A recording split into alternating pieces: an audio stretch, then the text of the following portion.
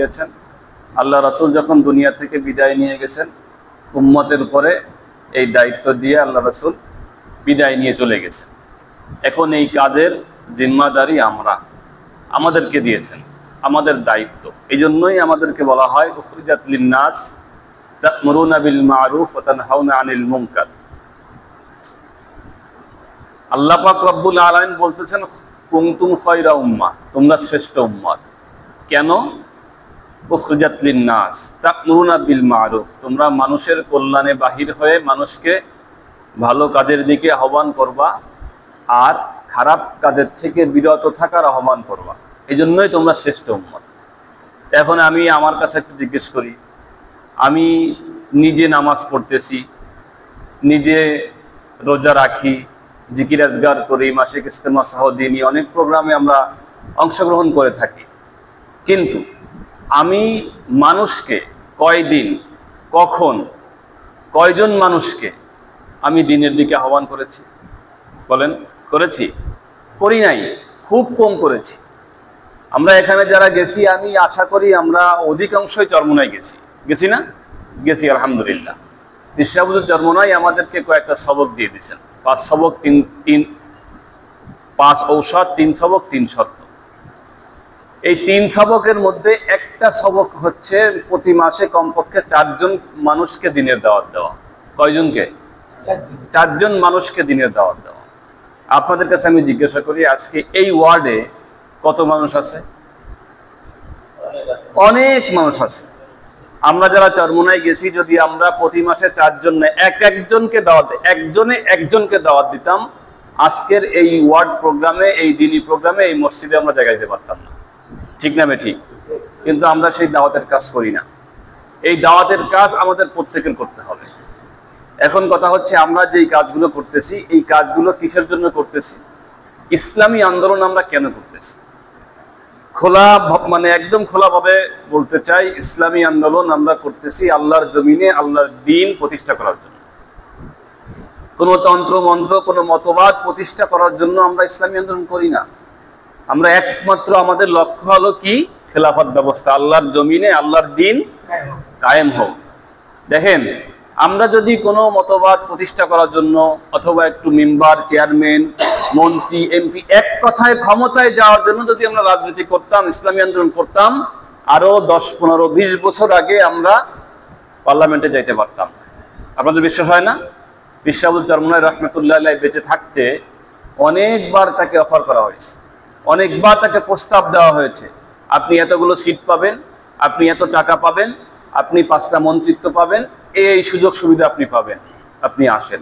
কিন্তু পীর সাহেব হুজুর কখনো যায়নি।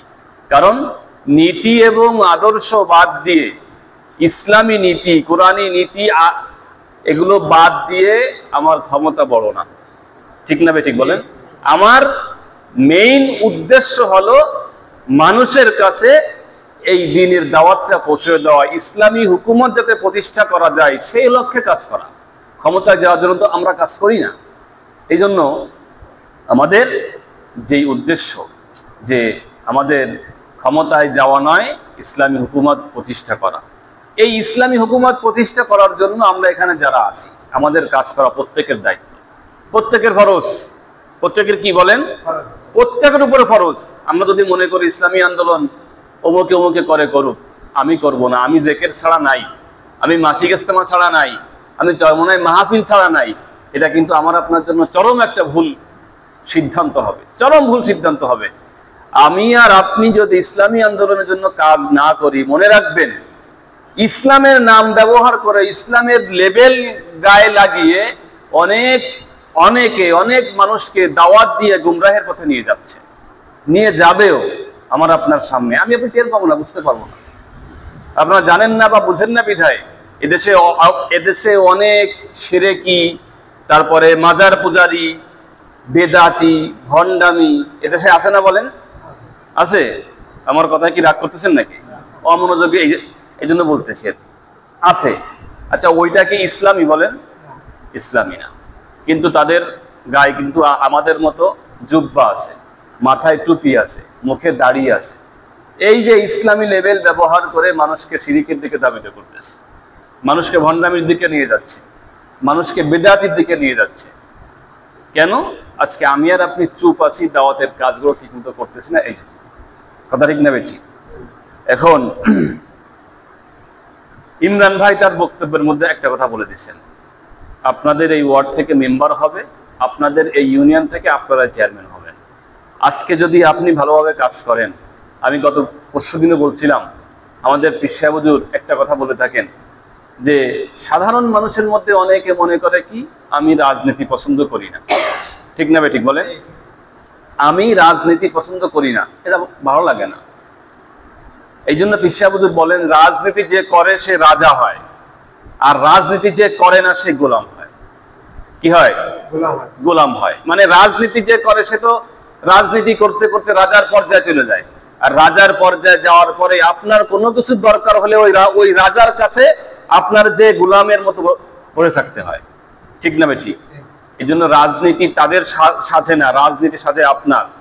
আপনি নামাজি মানুষ, আপনি পরহেজগার মানুষ, আপনি দুর্নীতিবাজ না, আপনি সুদখোর ঘুষখোর না, আপনি জনগণের জন্য কাজ করেন।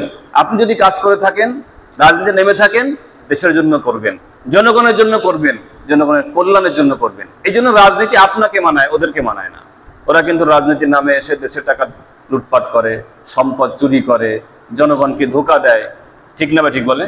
এই জন্য এই কাজগুলো আজকে চলে গেছে তাদের হাতে। এই কাজগুলো একসময় ছিল মুসলমানদের হাতে। খেলাফায়ে রাশেদার পর থেকে নিয়ে 1000 পর্যন্ত মুসলমানরাই রাজনীতি করেছে, মুসলমানরাই ইসলামী শাসন ব্যবস্থা কায়েম করছে। এর পর থেকে আজ পর্যন্ত 500 বছর বিধর্মীদের হাতে এই রাজনীতি চলে গেছে, যার কারণে আজকে বিধর্মীদের কাছে আমরা মুহতাজ হয়ে বসে থাকি, মুখাপেক্ষী হয়ে বসে থাকি। আর ওই 1000 বছর বিধর্মীরা মুসলমানদের মুখাপেক্ষী হয়ে থাকতো, ঠিক না বেঠিক? এই জন্য এখনো যদি আমরা সচেতন হই, ওয়ার্ড পর্যায় থেকে যদি আমরা উঠে আসি, এমনভাবে এই ওয়ার্ডের থেকে আমরা কাজ করব, যেই কাজ করতে করতে ইনশাল্লাহ ইসলামী আন্দোলনের নেতাকর্মীরাই সামনে এই ওয়ার্ডের নেতৃত্ব দেবে।